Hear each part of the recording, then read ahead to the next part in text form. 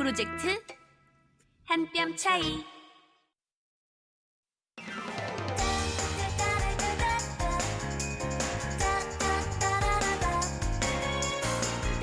차이를 인정하면 더 가까워진다. 남북 이음 프로젝트. 한 뼘 차이. 안녕하세요, 황현입니다. 안녕하세요, 한송입니다. 송희 씨, 네. 혹시 속담 많이 알아요? 네네, 그럼요. 남쪽 속담? 남쪽 속담이랑 예. 북한 속담 비슷하던데요. 비슷하죠. 네네네. 느낌은 비슷해요. 맞아요. 네. 혹시 이런 속담 들어본지 모르겠는데 바늘구멍으로 황소바람 들어간다. 뭐 이런 속담 들어봤나요? 바늘구멍에 황소가 들어가요? 저는 처음 들어보는 것 아니 같아요. 그렇게 좀 원색적으로 네네. 1차원적으로 듣지 말고 한번 생각을 해봐요. 무슨 뜻일지. 바람구멍에 황소가 들어간다. 네네네. 이건 굉장히 어려운 뜻인 것 같아요. 알겠습니다. 이게 바늘구멍으로 황소바람이 들어간다는 말은 작은 것이라도 이 때에 따라서는 소홀히 하여서는 안 된다 이런 뜻이래요. 아, 그래요? 네네. 그러니까 북한에는 이런 이야기가 있는데 어떤 이야기요? 이제 그 많은 물방울이 이렇게 모여지면 천년바위도 깬다. 뭐 이런 시군이 있는데. 천년바위. 네네. 네, 천년 이런 거 참 좋아하는 것 같아요. 네네. 예. 자, 요즘 겨울 날씨답지 않게 날씨가 따뜻하다고 옷 얇게 입고 다니다가 감기 걸린 분들 꽤 많아서 네네. 저희 좀 속담을 알려드렸어요. 네. 바늘구멍으로 황소바람이 들어가지 않도록 여러분 특별히 또 감기 조심하시기 바랍니다. 근데 왜 갑자기 이런 이야기 하는 거예요? 요즘 또 코로나19 때문에 맞아요. 좀 많이 걱정하시는 분들 많으신 것 네네네. 같아가지고 마지막까지 방역을 잘하고 있지만 그렇죠. 잘 이겨냈으면 좋겠다라는 의미에서 그래도 우리 말씀드렸습니다. 대한민국은 이제 이걸 너무 차단을 이게 초기 잘해가지고 네. 지금 이렇게 뭐 사상자라든가 이런 건 안 났잖아요. 그러니까 지금, 사망자가 아직 발생하지 않았어요. 네네. 아직이 아니라 이제 아예 발생하지 않았으면 좋겠고 그렇죠. 이 선에서 빨리 좀 하루빨리 마무리가 네. 됐으면 좋겠습니다. 네.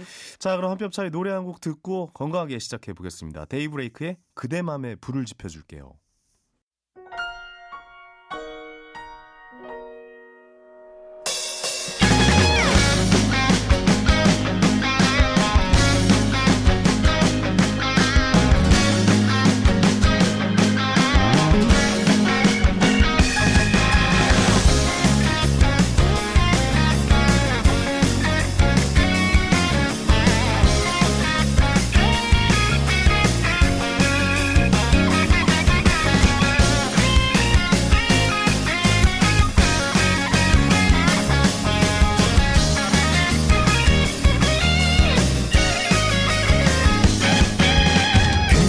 맘에 불을 지펴줄게요.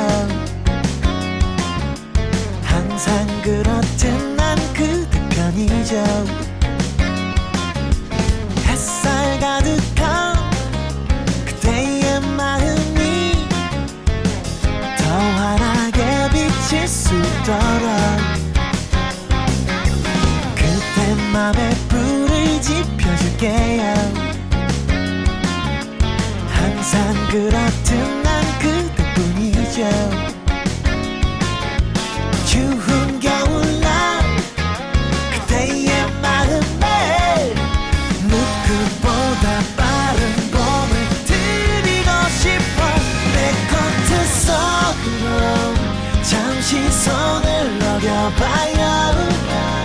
온 세상의 하얀 꽃이 향기롭게 으드러져 내 코트 속에서 두 손을 잡고서 따뜻한 불꽃놀이를 시작해요.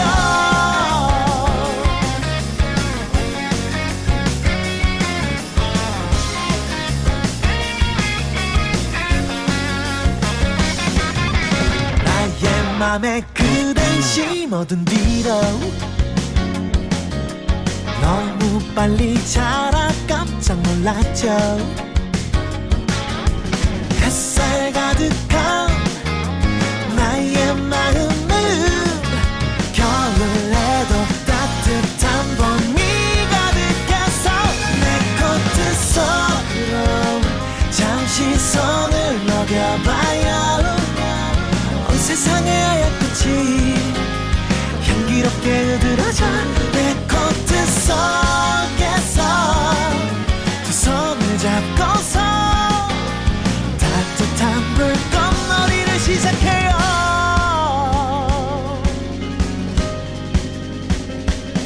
이 밤을 눈이 부시게 이 밤을 눈이 부시게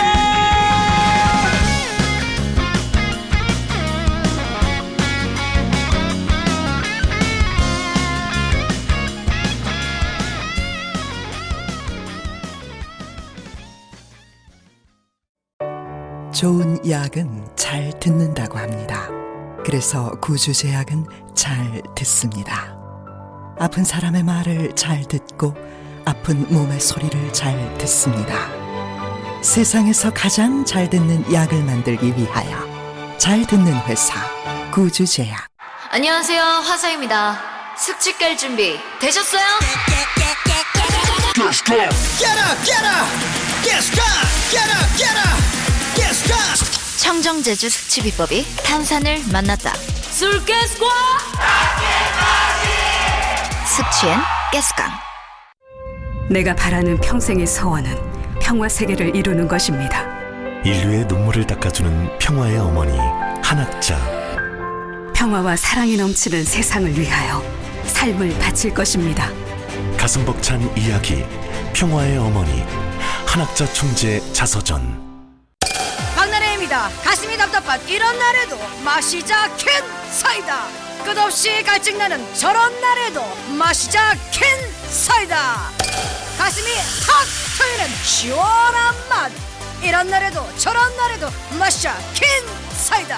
코카콜라 음료 주식회사. 사장님, 우리 회사도 검진이지로 바꿔주세요. 이제부터 검진 업무 검진이지 무료로 쉽지. 검진이지, 검진이지. 직원들도 행복한 게 검진이지 무료로 쉽지. 편하네. 검진이지. 건강검진 업무가 쉬워지는 무료 솔루션 검진이지. 안녕하십니까. 평양에서 온 오지혜입니다. 지금은 요양보호사와 장애인 활동 지원사로 일하고 있습니다. 봉사하고자 시작한 일인데 고맙단 말을 들을 때마다 제가 더 고맙습니다. 함경도에서 온 김민철입니다. 힘든 도시생활을 쫓고 강원도로 내려와서 고사리 농사를 짓고 있습니다. 주변 분들이 많이 도와줘서 귀농의 꿈을 이뤘습니다. 근데 이젠 제가 대비 돌려주고 싶습니다. 생소한 환경을 극복하고 우리의 이웃이 되기 위해 열심히 노력하는 탈북민들에게 마음의 응원을 보내주세요. 이 캠페인은 통일부와 남북하나재단이 함께합니다.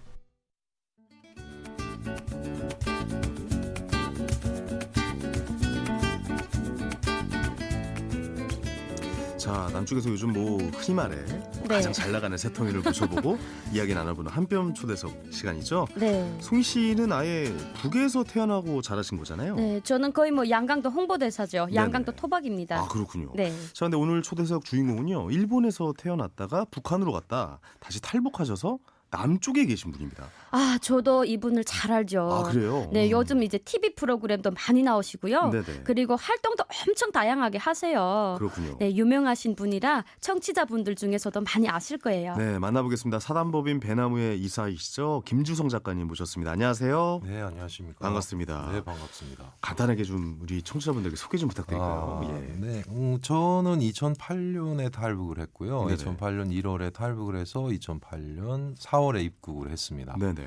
뭐 소위 우리 탈북민 속에서 있는 직행이라고 하죠. 네, 그렇게 해서 한국에서 현재 12년 차 생활을 하고 있는 뭐 수수한 탈북민입니다. 뭐 잘 나가긴 뭐. 아니 근데 이런 말씀이 네. 신뢰가 될 수가 있을 것 같은데 저는 네. 북쪽에 계셨다는 느낌을 전혀 못 받겠어요. 네, 그런 오해를 많이 받았죠. 네네네. 네, 그래서 뭐 저도 이번에 그 저서를 내서 좀 이따 소개가 되겠지만 네네네. 그 저서에도 그런 대목이 있습니다. 왜 북한 사람처럼 안 생겼냐. 북한 사람 같지 않네요. 네네. 그래서 제가 그때마다 답변을 했죠. 그럼 남한 사람은 어떻게 생겼어요? 그 말이 정답이네요. 네. 예. 그러니까 그게 참 그 생김새를 가지고 뭔가 이렇게 그 차별은 아니지만 뭔가 이렇게 그 가려보는 그 문장에 담긴 멘트가 그렇죠. 어떻게 보면 차별의 시작일 것이다라고 좀 말씀하시는 것 같아요. 네. 하지만 저는 뭐 엄연히 북에서 왔고 네, 탈북민이 맞습니다. 성희도 잘 알지만. 그렇군요. 사단법인 배나무의 이사님이라고 또 저희가 네네네. 소개를 해드렸는데 네. 이게 어떤 활동을 하는 곳인지 여쭤봐도 될까요? 일단 이게 배나무라는 것이 먹는 배나무라는 뜻이 아니라요. 네네. 배우고 나누는 무지개라는 뜻이거든요. 약자군요. 네. 그렇죠, 그렇죠. 그래서 현재는 유튜브 방송을 기본으로 해가지고 우리 탈북민들뿐이 아니라 다문화 가족들도 같이 여기에 참여를 해서 방송을 통해서 본인들을 알리는. 특히 우리 그 탈북민 속에서는 우리 성희 씨도 잘 알지만. 그렇죠. 이 탈탈탈의 코너가 참 재밌죠. 인기가 저도 즐겨보고 탈탈탈이라는 네. 코너죠. 예. 네, 그러니까 탈북하는 과정에 뭐 있었던 그런 고생을 다 탈탈 턴다는 뜻이에요. 네. 역시 작가님 다운 발상인데요. 너무 좋네요. 탈탈탈. 예. 그래서 그런 방송 활동을 통해서 우리 그 대한민국 국민들하고의 그런 일정의 뭐 커뮤니티를 형성을 해서 네. 그 와중에 저도 그 방송을 오래 했는데요. 보니까 가장 그 감동받았던 것이 역시 우리 대한민국 국민은 사랑이 많고 정이 많은. 맞아요. 그렇죠. 네, 많은 분들이 그 시청자 그까의 시청자분들이 구독자분들이 우리 나오는 탈북민들에게 도움을 많이 주시고. 예, 뭐 정말 그런 데서 좀 희열도 느끼고요. 정말 그 좋은 방송이라고 생각. 그런 방송 활동을 하고 있습니다. 알겠습니다. 소희 씨도 유튜버시잖아요. 네, 그렇죠. 예. 저도 유튜버긴 하지만 이 탈탈탈이라는 그 채널을 제가 또 이렇게 많이 즐겨보고요. 그리고 제가 또 게스트로도 한 번 나갔던 적이 있거든요. 아, 그렇군요. 혹시 구독자 몇 명이세요? 현재 12만. 12만이요? 성희도 구독자 12만 명입니다. 아, 그래요? 네, 곧 앞서갑니다, 제가. 야, 이 대형 유튜버 두 분이 오늘 같이 방송을 오늘 엄청난 자리네요. 예. 뭐 제 개변적인 유튜버가 아니기 때문에. 그렇죠. YTN 구독자보다 많네요. 아마 그렇게 될 겁니다. YTN 분발하시라요. 그렇습니다.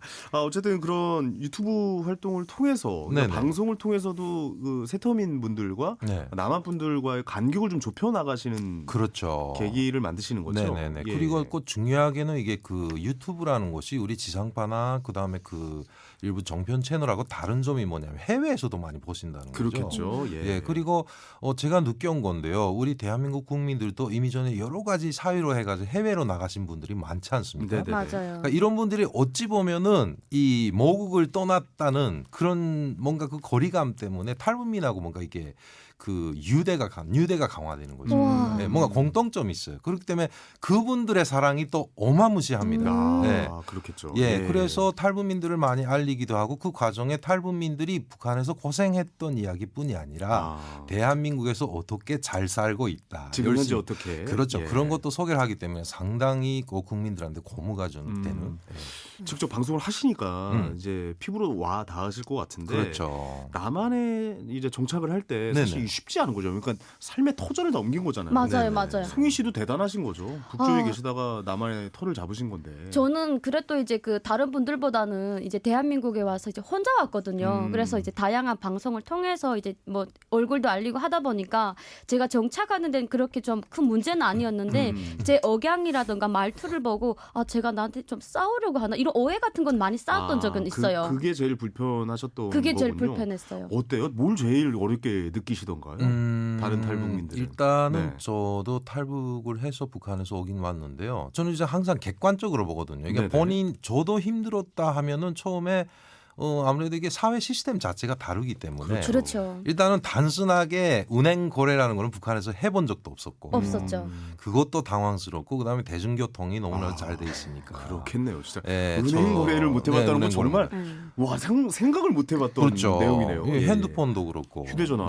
그다음에 점점 깊이 들어가니까 가장 혼란스러웠던 건 뭐냐면은 세금을 내야 되는. 세금. 네. 북은 아예 세금이 없어요. 없죠. 없습니다. 일단은 세금 없는 우리나라라고 다 해놨기 때문에. 그래요? 없어요. 그러니까 일단은 사용료라든가 그런 개념에서 내는 건 있어요. 아파트 같은 것도 뭐 살림집 사용료도 내고. 관리비 뭐 이런. 관리비 형식으로 해서 국가가 징수하는 게 있고 직장에서도 사회보험이나 이런 건 있긴 있는데 근데 그건 정말 뭐 세 마리 피고 형식에 다름이고 그러니까 대한민국은 알고 뭐 아직 저도 잘 모르겠어요. 세금이. 그렇습니다. 네, 종류가 너무 많기 때문에. 저도 사실 잘 모르겠어요. 네네. 그냥 내라고 하니까 그렇죠. 그러니까 그러한 것들이 있고요. 저는 근데 대인관계에서 원체 제가 이 정체성 자체가 우리 할아버지가 한국 분이잖아요. 경상도 분이거든요. 그러니까 일제강점기 때 일본으로 가셔서 제가 태어나서 왔기 때문에 저는 오니까 역으로 대한민국의 친척분이 계시는 거예요. 그렇겠네요. 그러니까 그런 면에서 대한민국 국민들, 다시 말해서 남조선 사람들하고는 이렇게 거리감을 못 느꼈어요. 신기하네요. 어떻게 보면 그렇게 작은 고리라도 하나 있으면은 정착하기에는 더 수월하지 않았을까? 네. 아니 생각인데 거의 대부분이 그런 경우가 없잖아요. 아니에요. 그러니까 절대 다수 탈북민들이 저처럼 저는 그나마 일본에서 살았었기 때문에 네네. 뭔가 밑바탕이 있는 거죠. 그렇죠. 예를 들면 하나원을 나와서 사회 나와서 제일 처음에 갔던 곳이 맥도날드에 갔었다. 그러니까 어릴 때 햄버거를 먹어봤잖아요. 맥도날드 먹어봤기 때문에. 네, M 햄버거 가게로 그렇죠. 할게요. 그렇죠. M이죠. 예, 예. 예. 그러니까 M도 가고 F도 가고 할아버지 있는 데도 가고 막 K도 이랬었어요. 가고, K도 예. 가고 막 이랬는데 그 절대 다수 그 탈북민 북해에서 오신 분들 그런 문화적인 그런 없었잖아요. 그런 것이 전혀 맞아요. 없죠. 예, 그러니까 상당히 거리감이 멀고 그래서 그 제가 볼 때는 정착 과정의 가장 팁이라고 하면은 빨리빨리 한국 사람하고 소통을 많이 해야 돼요. 네.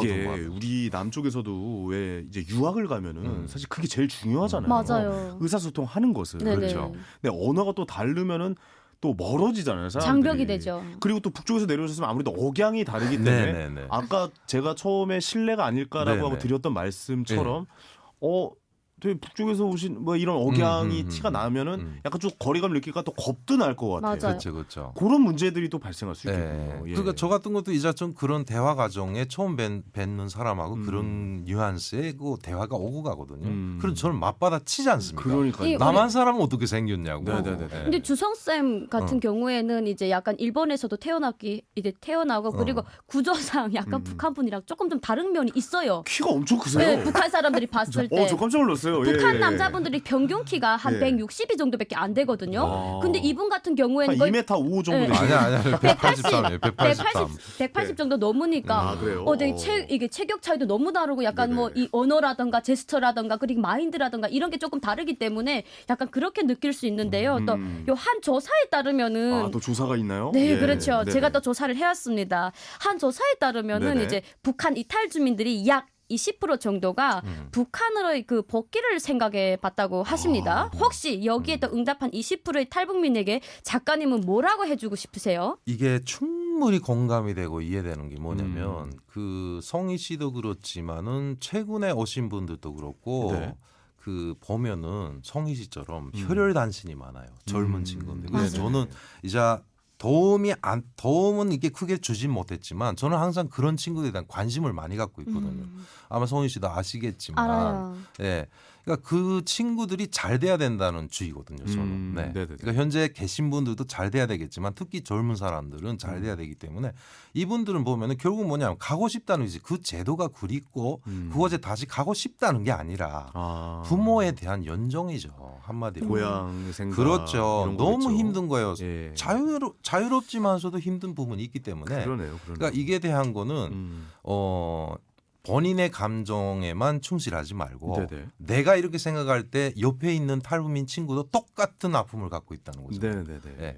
그러니까 그런 아픔을 통해서 내가 불쌍하다 보다 그분도 불쌍하다는 생각을 하면서 좀 위안을 많이 됐으면 좋겠고 그러네요. 그럴수록 어른이 될 만한 탈북민 선배들이 있기 때문에 찾아가서 밥도 사달라고 하고 그다음에 뭔가 혼자 꿍꿍 앓지 말고 서로 이게 터놓고 소통을 하고 그다음에 하면은 되지 않을까라는 그렇습니다. 생각이 그런 이야기를 해주고 싶어요. 20%면 사실 적은 퍼센테이지는 아니에요. 그렇죠. 예, 3만 예. 명에서 20%면은 그렇습니다. 그러면 그분들이 아무래도 좀 고립되어 있거나 많이 좀 힘들어하시는 분도 계실 것 같은데. 그럼요. 그분들에게 그냥 말씀드리고 싶은 거는 이렇게 뭐 옆에 있는 분들에게 조언을 구해라. 뭐 이렇게 쉽게는 말하지만 그렇죠. 구체적으로 뭔가를 좀 지원을 해준다거나 뭐 계획을 하신다거나 혹시 뭐 그런 일들이 있습니까? 네, 그래서 제가 현재 뭐 이게 배나무 말고 외에 그 NGO를 하나 좀 만들어 볼까 하고 지금 모색을 하고 있습니다. 네네네. 그래서 특히 여기서 제가 생각을 한 지원은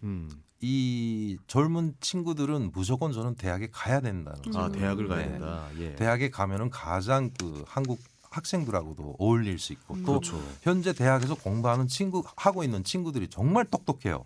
공부도 잘하고. 네네네. 맞아요, 네. 맞아요. 그러니까 그들의 뒤를 따라가라 해서 장학금하고요. 그다음에 또 하나 안타까운 것이 뭐냐면 탈북민 한부모가 엄청 많아요. 맞습니다. 네. 그것도 젊은 한부모가 많습니다. 그러니까 여전히 우리 탈북민들의 아픔 중에 가장 큰 아픔이 원치 않고 어쩔 수 없이 중국을 거쳐오면서 인신매매를 당하고 여러 가지 그런 맞아요. 당했잖아요. 아유, 안타깝네요. 두 가정에 생긴 자녀들을 버리지도 않고 모성애를 가지고 다 데리고 왔다는 거죠. 그러니까 그분들에 대한 지원을 해주고 싶다. 딱 이 두 가지. 네네. 그다음에 취업 뭐 이런 걸 위해서 하나 NGO를 좀 해보려고 합니다. 지금 현재. 그 사실 이런 차별이 아까 대학 얘기를 잠깐 하셨는데 모 대학생이 세터민 전형이 이게 또 역차별이 될 수 있다라고 주장하면서 좀 탈북민을 따돌리려는 이런 네. 메신저 채팅창이 좀 공개가 돼서 좀 논란이 있었잖아요. 네.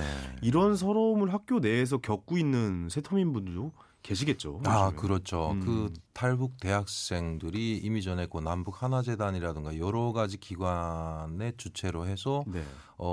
메르켈 멘토링 뭐 이런 것도 해보고 많이 해서 했어요. 네. 그래서 탈북 대학생들도 상당히 제 주변에서 많이 알고 있고 네. 뭔가 여건이 되면은 장학금도 이렇게 그 연결을 시켜주고 하고 있는데요. 네.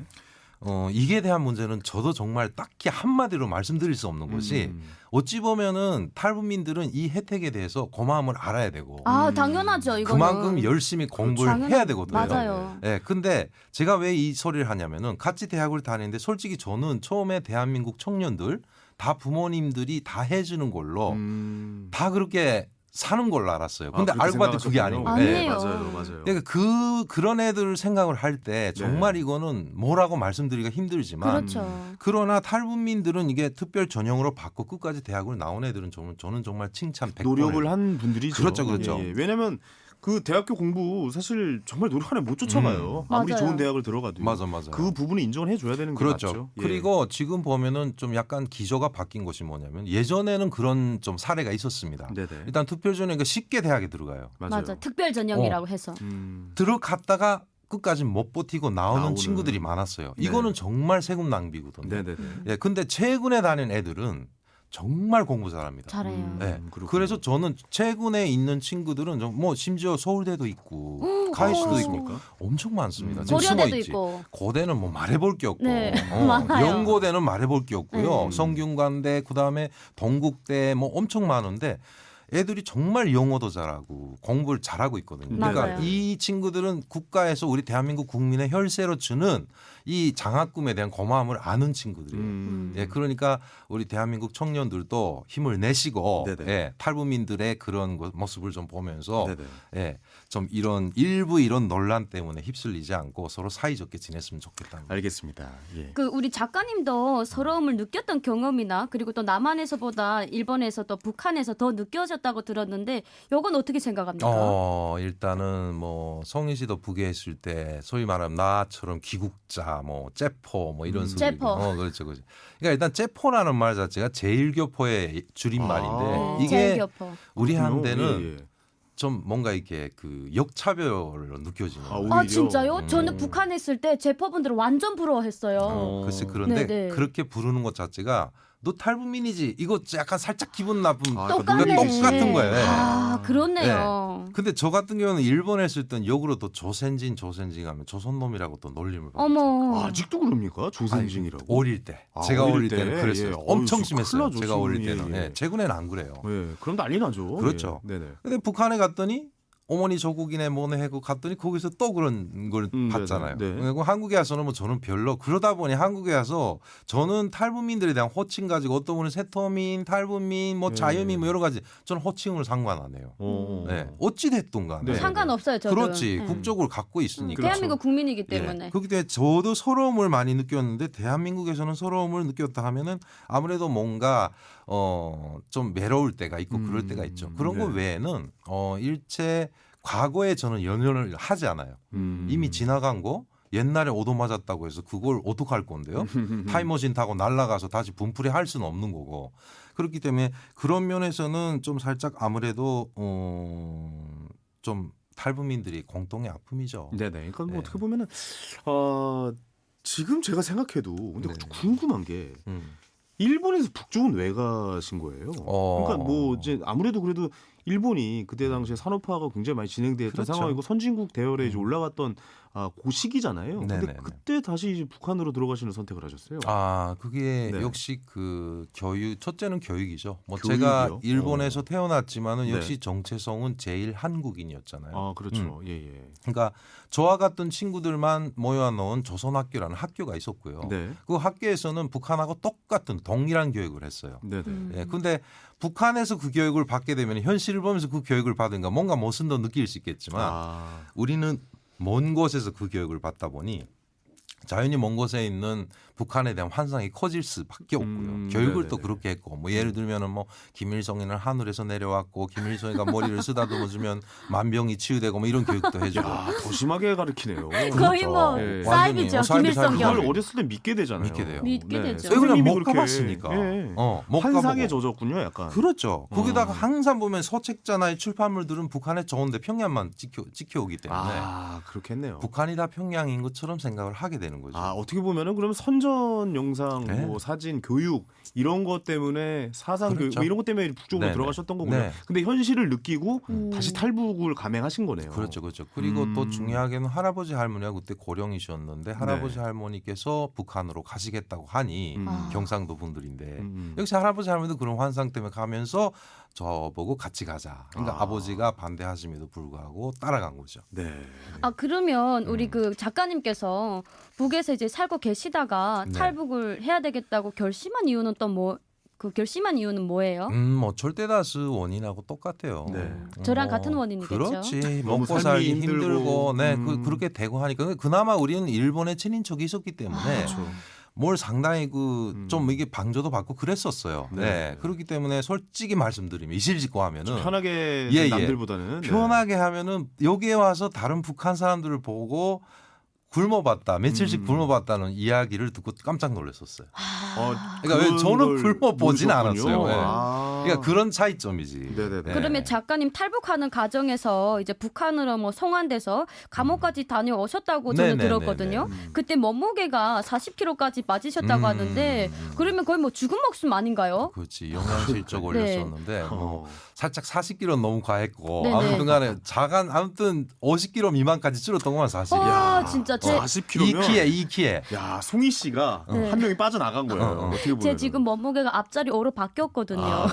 그냥 얘기한 거예요. 혹시나 좋아할까봐. 네네네. 너무 감사합니다. 아무튼. 어쨌든 40kg가 빠지셨으면 거의 죽을 고비를 넘겼다라고 봐야겠네요. 네, 그러니까 그 구속 기간에 한 6개월 사이에 소위 말하는 영양 실조죠. 못 먹고 하다 보니까 그때 당시 신체 조건을 한마디로 제가 그때 비율하냐면 정말 그 뼈에다가 가죽만 씌운 상태였고 영양 실조가 오면은 사람이 증세가 많이 나타나요. 목소리가 안 나오고 눈이 안 보이고 막 그래가지고 정말 남들 보면 이거 우리 TV에 약 살짝 아프리카 어린이들 나오잖아요. 뭐 그런 상황으로 됐던 걸 겨우 살아서 다시 용약 탈북을 한 거죠. 저는 그래도 좀 쉽다라고 표현해서 죄송합니다. 그러니까 좀 그러니까 다른 분들보다는 좀 수월하게 탈북을 하셨을 거라고 생각하죠. 왜냐하면 또 일본에서 뭐 지원도 좀 받으시고 그렇기 때문에.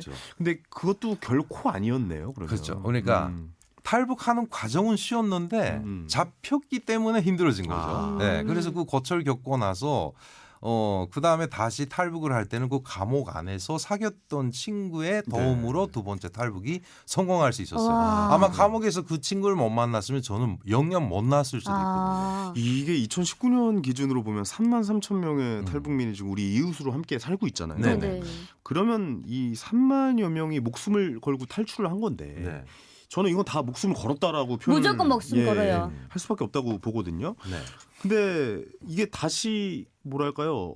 좀 중국 쪽에서나 이렇게 건너올 때 잘못돼서 다시 북송이 되는 경우가 있겠죠. 많죠. 많습니까? 네, 많습니다.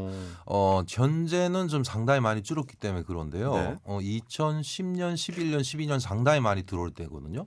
그 시기에 통계를 보면은 그 많이들 왔다고 하지만 그래도 10명으로 놓고 볼 때 7대3 비율이라고 했어요. 비율이 생각보다 높네요. 3명이 성공을 한다고 했거든요. 그러니까 그 정도로 사실 탈북이라는 거는 말로는 쉽지만 상당히 힘든 과정인 거죠.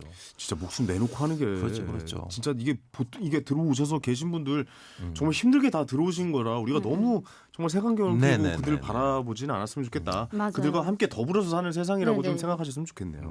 그래도 또 지금은 잘 정착하셔서 네. 좋은 일도 하시고 또 그러니 진짜 다행인 것 같은데요. 작가님은 또 베나TV의 진행자로서 계시지만 네네. 우리 작가라고 부르고 우리가 또 작가라고 부르고 있잖아요. 네네네. 북한에서도 단편 소설을 쓰시고 예, 한국에서는 예. 뭐 한국에 낯설 때 서점에 갑니다를 내셨어요. 네. 원래 직업이 소설가이신 거예요? 아 그렇죠. 북한에서 한때 작가 그래요? 동맹에서 글을 썼었고. 아니 잠깐만요. 근데 네. 북한에 작가라는 직업이 존재할 수가 있습니까? 북한에는 직업군에 작가라고 들어가 있어요. 아 직업군이 네, 있습니까? 직업군이 있어요. 그러니까 나라에서 시킨 글만 써야 되는 겁니까? 그렇죠, 그렇죠. 아, 그러니까 북한의 그렇군요. 선전 매체라고 하죠. 네네. 이게 선전 선동 일종의 프로파간다라고도 표현을 그렇죠. 하죠. 예, 프로파간다의 선두에 작가들을 앉혀난 거죠. 그러니까 작가들 분류가 많지 않습니까?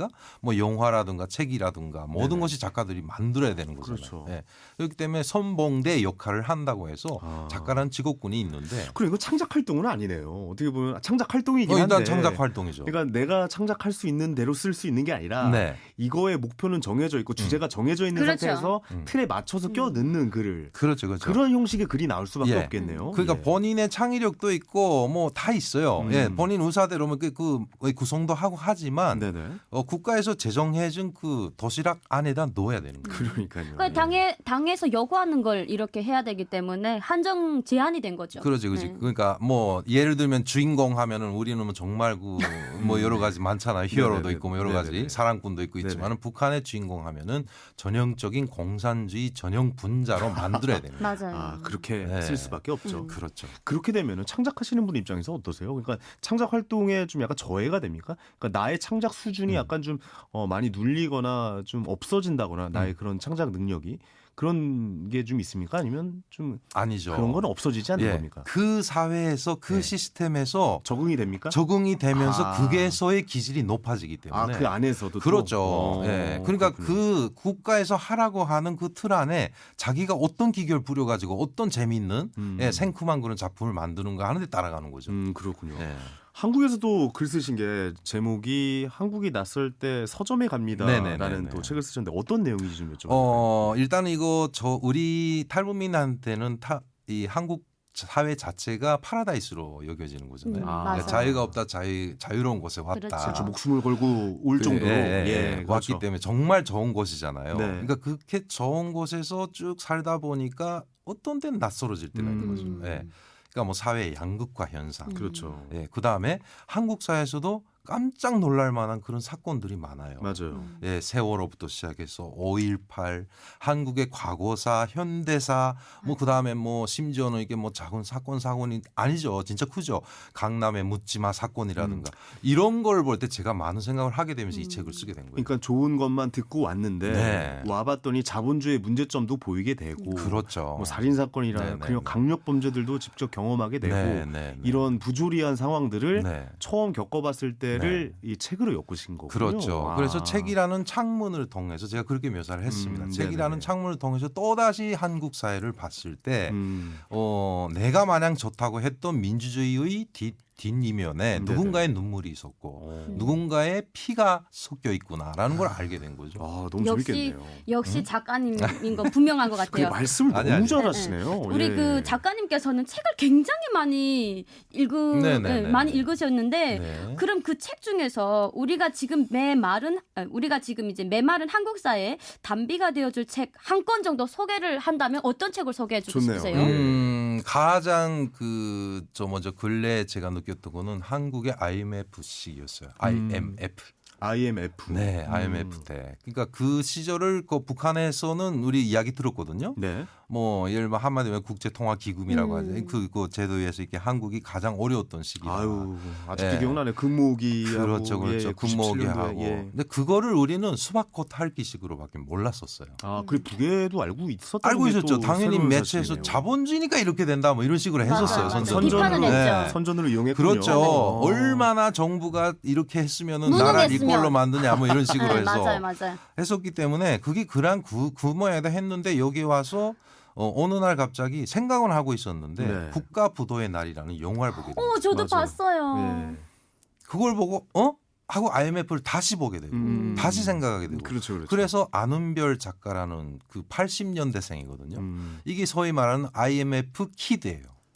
키즈예요. 네네네. 그러니까 그 세대인 거죠. IMF 키즈. 예, 그분이 쓴 책을 저는 좀 추천을 해주고 싶다. 네네네. 왜 그러냐면은 물론 우리 그 옛 세대 분들도 고생을 많이 하셨죠. 그렇죠. 민주주의를 위해서 싸웠고 전쟁도 겪으셨고 빈터에서 이 나라를 세우셨기 때문에. 근데 근래사에 와서도 이런 아픔이 있었고 그 아픔 때문에 그 세대가 어느 정도의 아픔을 겪어야 했던. 네, 물론 부모님도 고생을 하셨지만 그 책을 좀 한번 추천을 해드리고 싶습니다. 알겠습니다. 제가 바로 IMF 키즈였거든요. 아, 그렇게 되겠네요. 왜냐하면 제가 그때 이제 중학생이었어요. 그래가지고 그때 좀 뉴스를 보고 엄마 저게 뭔 소리야 이렇게 했는데 좀 그렇게 심각한 상황인 줄도 몰랐었는데 이제 와서 생각해 보니까 그 책을 한번 저도 꼭 한번 읽어보고 싶다는 생각이 들어요. 그렇죠. 저는 북한에 있을 때 이 그 IMF 이것보다는 이제 남조선에는 자기가 벌어서 자기가 먹기 때문에 절대적으로 이제 이 자본주의식 그게 엄청나게 저희한테는 이제 사상 교육을 많이 했거든요. 내가 못 벌면 죽는다. 근데 그 IMF 그 국가부도의 날 보면서 우리 대한민국 국민들이 근모으기를 하는 거 보고 전 너무 충격 먹었어요. 자본주의 사람들이 이렇게 나라를 위해서 근모으기를 한다라는 것은 있을 수 없다라고 저는 생각을 했거든요. 정말 전 세계 사람들이 깜짝 놀랐죠. 네네. 그 그래서 전 그걸 보면서 역시 우리 대한민국 국민성은 전 세계에서 최고구나. 이걸 또 한번 느꼈던 것 같아요. 그게 처음이 아니잖아요. 예전에 한일 합방 때도 한 번 있었죠. 그렇죠, 그렇죠. 우리 예. 대한민국 국민이 진짜 대단하다고 생각을 했고요. 그리고 그 한 가지 뭐가 있냐면 그 시대 환난의 그 시대에 북한도 역시 환난의 시대를 겪었어요. 바로 고난의 행군. 고난의 행군이었군요. 그러니까 그때 한반도가 정말 아픔을 겪을 때였거든요. 그러니까 이런 거를 제가 책을 통해서 상당히 소수를 많이 했어요. 알겠습니다. 아 오늘 벌써 이야기를 나누니까 시간이 이렇게 갔네요. 아 너무 시간이 빠르게 잘 갔고 좀 더 이야기 나누고 싶은데 좀 아쉽기도 하고. 또 찾아주시면 또 와서. 다음에 한번 좀 더 나오세요. 네. 오늘 정말 귀한 걸음 해주셔서 다시 한번 감사드리겠습니다. 감사합니다. 감사합니다. 네. 한 뼘 차이 우리 둘의 사이 알아가면 크지 않나 너와 나의 차이 You and I 하나가 너와 나를 이어 우리 사이 한 뼘 차이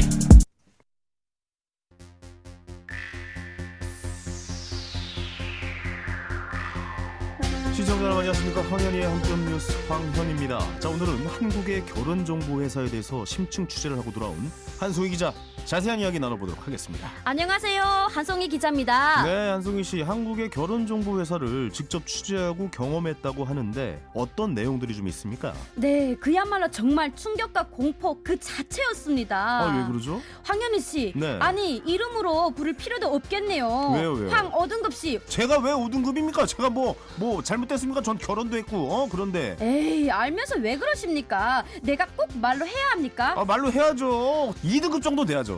에? 2등급이요? 꿈도 참 크시네. 아, 참나. 제가 취재한 바에 따르면 황현희 씨는 5등급 씨가 확실합니다. 자, 그렇게 뭐 좀 자신감 있게 얘기하는데 이유나 좀 들어봅시다. 제가 왜 5등급입니까?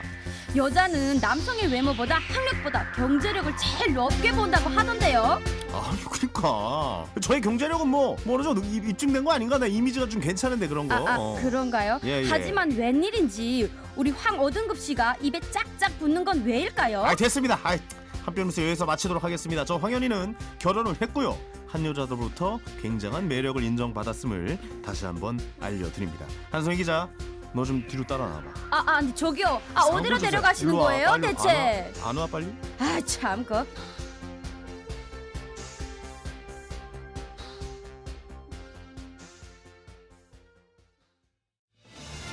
Yo, it's been a long time. It's the real slow is back. Love is always my pain. You know what I'm saying? She's gone.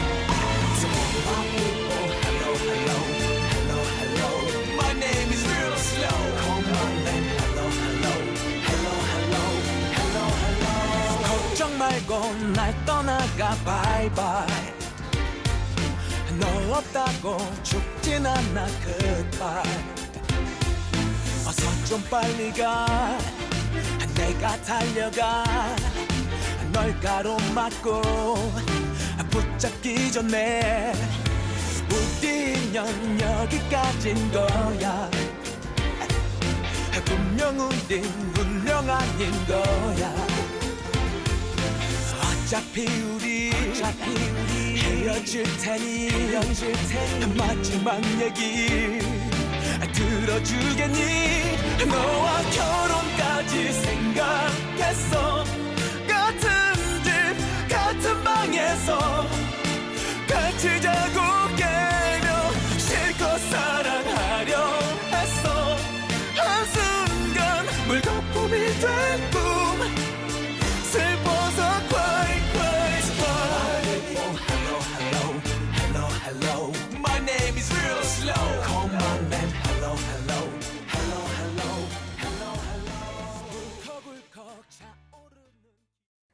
휘성 씨의 결혼까지 생각해서 듣고 왔습니다. 자, 오늘 황현희의 한뼘 뉴스 이 나만의 결혼정보회사에 대해서 이야기로 꽁트를 좀 만들어봤는데 송희 씨 결혼정보회사에서 어떻게 좀 뭐 가본 적이 있어요? 요즘 많잖아요. 앱도 많고. 맞아요. 저는 가본 적은 없는데 네. 저희 친구가 결혼정보회사 대표를 해요. 아, 그래요? 네.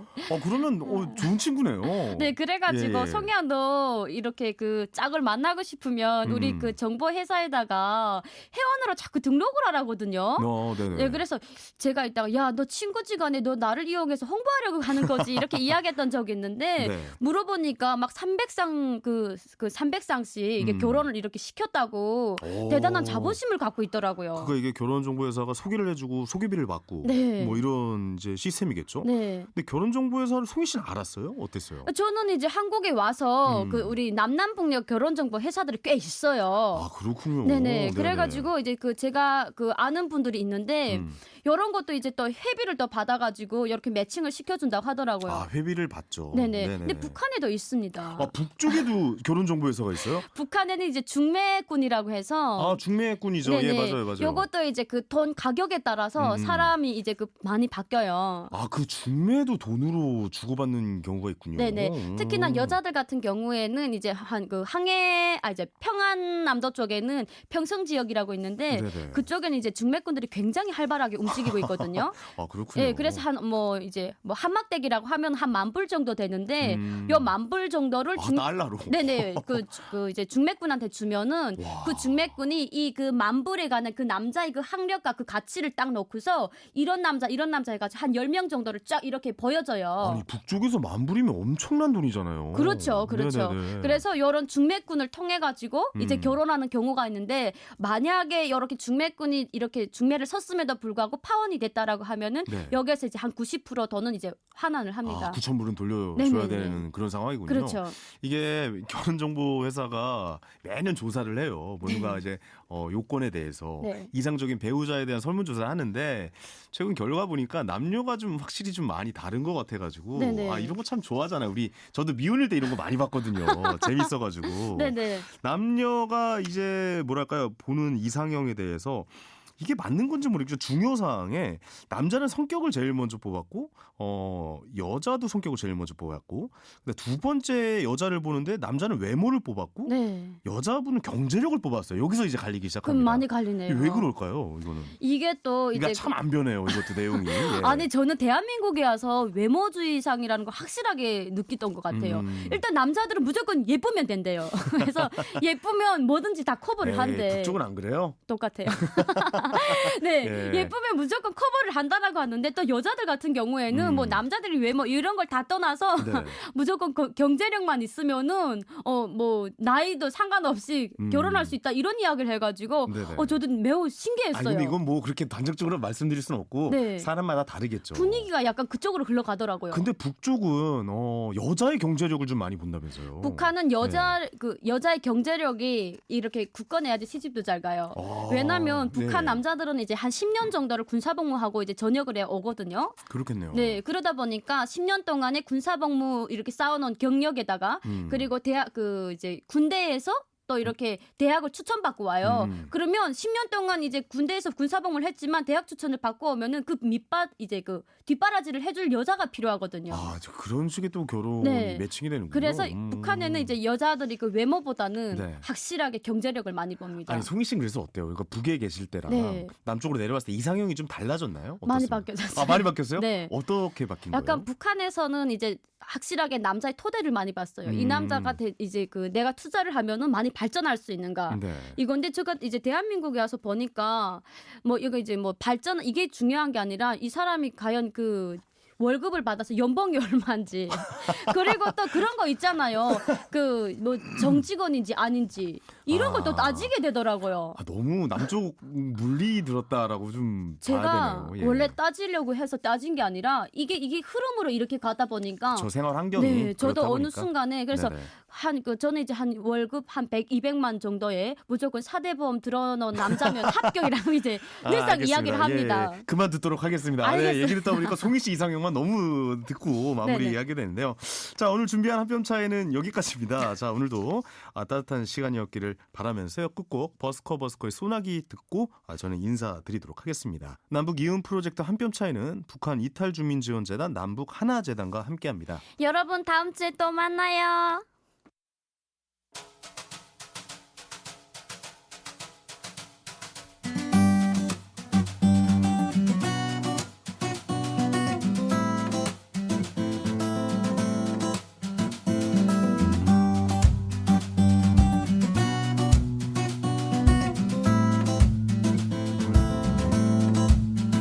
주르르르 주르르르 빗소리에 현관으로 나갔는데 우산이 없어. 아니 벌써 어두컴컴 축축한 하늘이. 이러다가 오늘 하루 창문만 보다 아마 끝나비야. 그쳐라 그쳐 난 또 우울해져. 제발 그쳐줘 시원한 소나기처럼. 잠깐 스치는 인연 그 순간의 끝 난 놓칠 수가 없어. 그녀의 하루가 끝나기 전에 제발 그쳐줘. yeah.